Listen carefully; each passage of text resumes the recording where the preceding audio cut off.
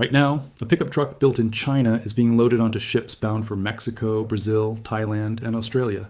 It looks almost uncannily like a Ford. Right now, Chinese battery makers control more than 70% of the entire global electric vehicle battery supply chain, a share so dominant that South Korean and Japanese rivals are posting losses just trying to compete. Right now, more than 200 Chinese EV models sell for under $25,000, some for as little as $10,000. And right now, the one vehicle segment America has protected behind a 60-year-old tariff wall, the one category where Detroit has never had to seriously compete on price or innovation, has a predator circling it in markets the United States doesn't control. This video is about that last fortress, why it exists, and why the wall around it may not hold everywhere it counts. This isn't speculation about some distant future. The reporting behind this comes from CNBC, NBC News, and the Detroit News, along with market data from SNE Research, a South Korean firm that tracks global battery installations, and statements directly from Ford CEO Jim Farley and Toyota Chairman Akio Toyoda. The truck at the center of this story, BYD's Shark, is a real, currently shipping product, not a prototype or rumor. Sales in Mexico alone have been strong enough that BYD is now localizing production entirely in Thailand, betting on years of sustained demand rather than a short-lived launch. To understand why its arrival matters so much, you first need to understand what makes this one category of vehicle different from every other battleground in the global auto industry. Because the story of how America built this fortress starts 60 years ago, and it starts, unbelievably, with chickens. In 1964, President Lyndon B. Johnson was looking for a way to retaliate after France, and West Germany imposed tariffs on American poultry exports. His response was a 25% tariff on a handful of European goods, including brandy, potato starch, and, almost as an afterthought, light-duty trucks. Most of those retaliatory tariffs eventually disappeared. The one on trucks never did. 60 years later, that tariff, nicknamed the chicken tax, still applies, and it has quietly become one of the most consequential pieces of trade policy in American industrial history. Think of it like a moat dug around a single castle while the rest of the kingdom was left completely open. Cars imported into the U.S. face a tariff of just 2.5%. Pickup trucks assembled outside North America face 10 times that. The practical effect has been almost total. For 6 decades, no foreign automaker has been able to profitably sell a full-size pickup truck in the United States without building it on American, Canadian, or Mexican soil first. The tariff didn't just block foreign trucks outright either. It spawned decades of increasingly inventive workarounds. The kind of thing that only happens when a single number on a customs form is worth tens of thousands of dollars per vehicle. In the years after the tax took hold, Japanese manufacturers began exporting entire light trucks with the cargo bed left off, since the bed alone qualified for a far lower tariff rate. The truck bed would then get bolted onto the finished chassis once it reached American soil, a loophole that survived until regulators finally closed it in 1980. Subaru, facing the same wall, reportedly outfitted small pickup beds with plastic folding seats and rear windows so the vehicles could be classified as passenger cars rather than trucks, then had dealers physically remove the seats before handing the keys to buyers. Ford, for its own commercial vans, has been known to import them fully finished with rear windows installed, then strip those windows out once. The vehicles cleared customs. None of these workarounds were subtle, and none of them fundamentally challenged the wall itself. They were the kind of elaborate, expensive detours businesses only bother inventing when the alternative, actually competing on price inside the protected category, simply isn't an option.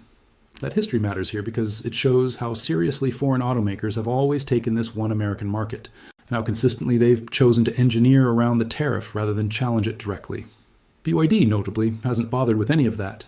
It hasn't tried shipping the Shark in pieces or disguising it as something else. It has simply gone around the wall entirely, into markets where no wall exists at all. Inside that walled-off American market, the stakes couldn't be higher for Detroit. Specifically, full-size trucks now represent the most profitable vehicles Ford, General Motors, and Stellantis sell, and pickups collectively account for more than half of all U.S. vehicle sales in most years, an extraordinary concentration for a single vehicle category. The Ford F-Series has been America's best-selling vehicle for decades running. Analysts and industry officials have said openly that if the chicken tax were ever lifted, it could put a serious dent in Detroit's earnings because the segment provides the big three with something close to all of their real profit margin.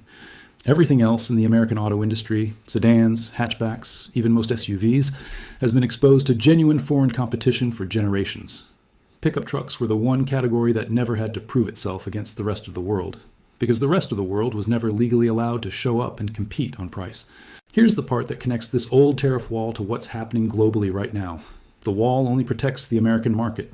It does nothing outside U.S. borders, and outside U.S. borders is exactly where the profit pool for pickup trucks has always extended into Mexico, Australia, Brazil, Southeast Asia, and beyond.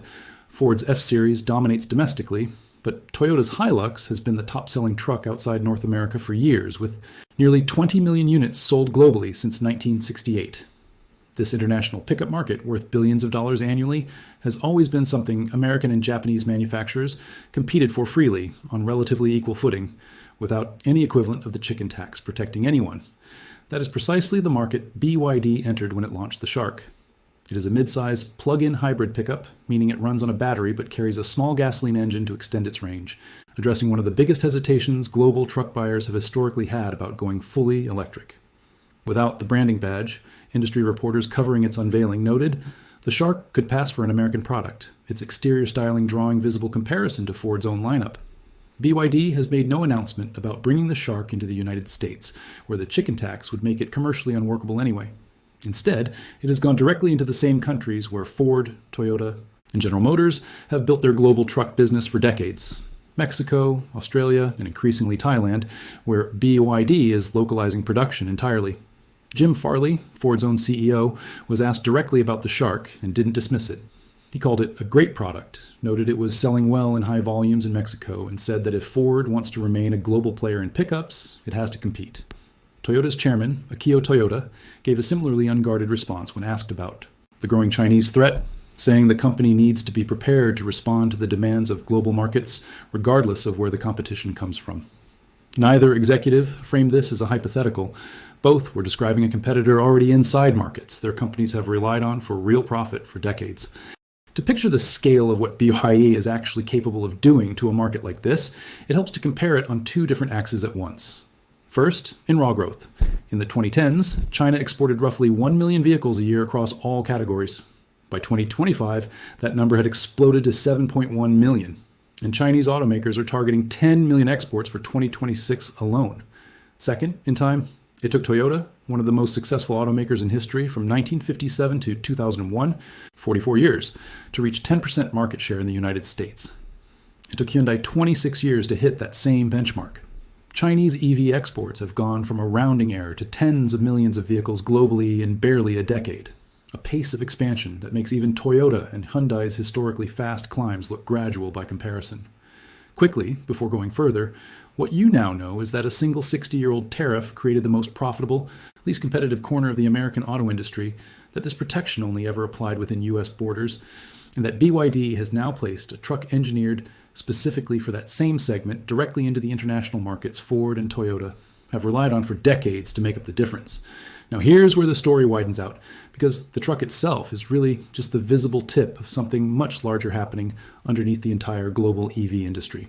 The reason Chinese EVs, trucks included, can undercut competitors so consistently on price isn't primarily government subsidies, even though that's the explanation most commonly repeated in American political debate. According to an analysis from the research firm Rhodium Group, subsidies account for only about 5% of the actual cost gap between Chinese and Western EVs. The rest comes from structural advantages that took China more than a decade to build deliberately. Massive manufacturing scale, vertically integrated supply chains that control everything from raw lithium processing to the finished battery pack, and relentless year-over-year engineering cost reductions. Nowhere is that structural dominance clearer than in batteries themselves, the single most expensive component in any EV. As of mid-2026, Chinese firms collectively control roughly 72% of the entire global EV battery market. CATL alone, the largest of them, holds around 40% on its own, supplying not just Chinese automakers, but Tesla, BMW, and Volkswagen as well. CATL's operating margins have run around 18%. At the exact same time, several Korean competitors have posted outright losses trying to keep pace, 72%. That is not a company with a competitive advantage. That is a country holding something close to a structural monopoly over the core technology every electric vehicle on Earth depends on, regardless of which country's logo sits on the hood. What makes this so much more durable than a single company's success story is that the dominance runs several layers deep. Beneath KTL and BYD, a second tier of Chinese battery manufacturers, companies like Kalb, Gotion, Svolt, and Eve Energy are expanding into markets outside China at growth rates between roughly 70 and over 170% year on year, far outpacing the overall market. 7 of the world's top 10 EV battery makers by volume are now Chinese firms. That kind of depth means the advantage isn't fragile. It isn't a matter of catching one, company off guard, or out-innovating one lab. It's an entire domestic industrial base, from the mines that supply lithium and cobalt through to the finished battery packs going into vehicles on 5 continents, operating at a scale and cost structure that took over a decade of deliberate industrial policy to build, and that no single tariff or single competitor can meaningfully offset on its own. There's also a question worth sitting with here, because it explains why the American response so far has focused almost entirely on tariffs rather than matching the underlying technology. Believing subsidies were the primary threat led directly to a policy response built around tariffs, import bans, and industrial defensiveness. But if the real drivers are manufacturing scale and supply chain control, the way most independent analysts now argue they are, tariffs alone don't fix the underlying gap. They simply wall off one market while the rest of the world remains fully open to it. That's exactly the dynamic now playing out with pickup trucks specifically. The United States has successfully defended its home turf using the chicken tax. A BYD seal priced around $26,000 in China would need to retail near $52,000 in the US, once tariffs, compliance costs, and shipping are added. Pricing it directly against a Tesla Model 3 rather than the budget segment it dominates everywhere else. As of mid-2026, no Chinese EV brand sells a new passenger vehicle in the United States at all. But that same wall does nothing for Ford or GM in Bangkok, Sao Paulo, or Melbourne, the exact markets where the shark is now expanding, with virtually no equivalent tariff protection waiting for it there. This is the part of the story where it's worth pausing on what remains genuinely uncertain, because the picture is more complicated than a simple story of inevitable Chinese conquest. BYD's own battery installation numbers actually declined in parts of 2026 compared to the year before, driven largely by softer demand for its own branded vehicles inside China's intensely competitive domestic market. Even as the company kept expanding overseas, the shark has not been confirmed for a U.S. launch, and given the chicken tax's continued political durability under the current administration, there's no clear indication that will change soon. If anything, tariff policy in Washington has moved toward tightening restrictions on Chinese vehicles rather than loosening them, even as the president has expressed some openness to Chinese automakers building factories on American soil rather than exporting finished vehicles. The picture outside the U.S. is also shifting in ways that cut against a simple narrative of unstoppable Chinese advance. Canada, after imposing a full 100% tariff on Chinese-made vehicles amid a broader trade dispute with Washington, moved in 2026 to slash that rate down to just 6.1%, opening a path for BYD, Geely, and others to gain a foothold in North America through the Canadian market. Specifically, though even their regulators capped annual imports at 49,000 vehicles initially, rising slowly toward 70,000 over roughly 5 years, a deliberately managed opening rather than an unrestricted one. Meanwhile, the European Union has been weighing whether to lower its own tariffs on Chinese EVs, a decision still unresolved as of this year, that would either open or further restrict one of the largest remaining markets still partially shielded from full Chinese competition. Industry analysts have also cautioned that successfully breaking into the American market specifically, even without a chicken tax in the picture, would take Chinese automakers considerable time regardless. S&P Global Mobility analyst Stephanie Brinley has noted that establishing a sustainable U.S. foothold requires years of investment, patience, and the willingness to absorb costly product mistakes along the way. The same, slow climb Toyota and Hyundai each had to make decades earlier, even without today's added political resistance. It's also worth being precise about what coming for America's last advantage actually means in practice right now. Chinese pickup trucks are not, as of today, selling on American roads, and the F-150 is not losing U.S. market share to BYD. What's actually happening is narrower and, in some ways, more strategically significant. Detroit's profit margins in markets outside the U.S., markets that have historically subsidized Detroit's ability to compete at all, are now under direct pressure from a competitor building comparable trucks at a fraction of the cost in exactly the countries where no chicken tax exists to stop it. So where does that leave the Fortress America built around its most profitable vehicle category? The wall itself, at least for now, is holding domestically, reinforced rather than dismantled by the current political climate in Washington. But a fortress that only defends one border was never built to withstand a competitor operating everywhere else on the map at once. And that is the uncomfortable position Detroit finds itself in today, secure at home while quietly losing ground on every other front where the chicken tax has no jurisdiction at all. Ford and Toyota aren't losing the American truck market. They're being forced to defend a second front they never had to seriously fight for before, using a product built by a company that, a decade ago, barely exported outside its own borders and now controls, by itself, a meaningful share of the technology every electric vehicle on the planet is built around.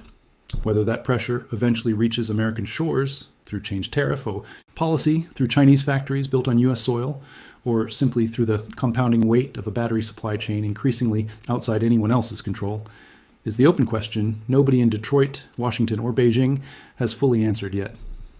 Tell me in the comments which fact stayed with you more, that a Chinese-made truck can pass for a Ford at a glance, or that China now controls roughly 70% of the batteries every electric vehicle on the planet depends on.